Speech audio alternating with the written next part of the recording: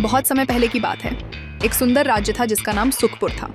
सुखपुर की राजगद्दी पर विराजमान थे दयालु राजा राजेश और उनकी बुद्धिमान रानी रचना। उनका राज्य खुशियों, प्रेम और समृद्धि से भरा हुआ था।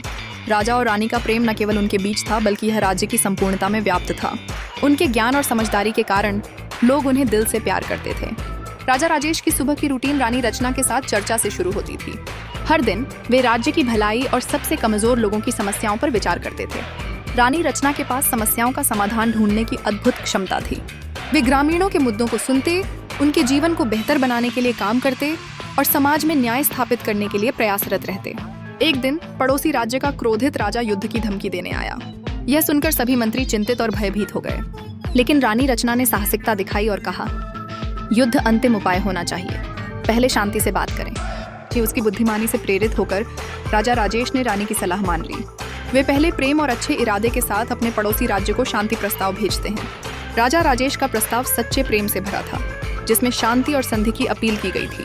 उन्होंने कहा कि उनके राज्य का मार्ग केवल सहानुभूति और सहयोग से ही अच्छी दिशा में बढ़ सकता है। रानी रचना के प्रेम ने राजा को एक सकारात्मक सोच दी और उन्होंने अपने पड़ोसी राज्य के राजा से वार्ता करने का निश्चय किया। किसी चमत्कार की तरह राजा को रानी की सलाह का महत्व समझ में आया। धीरे धीरे युद्ध के खतरे का बादल छंटने लगा। पड़ोसी राज्य के राजा ने समझदारी से प्रस्ताव को स्वीकार कर लिया। दोनों राज्यों के बीच एक स्थायी सांस्कृतिक और व्यापारिक संबंध स्थापित हुआ। राजा और रानी का प्रेम न केवल उनका बल्कि दोनों राज्यों का भविष्य बना।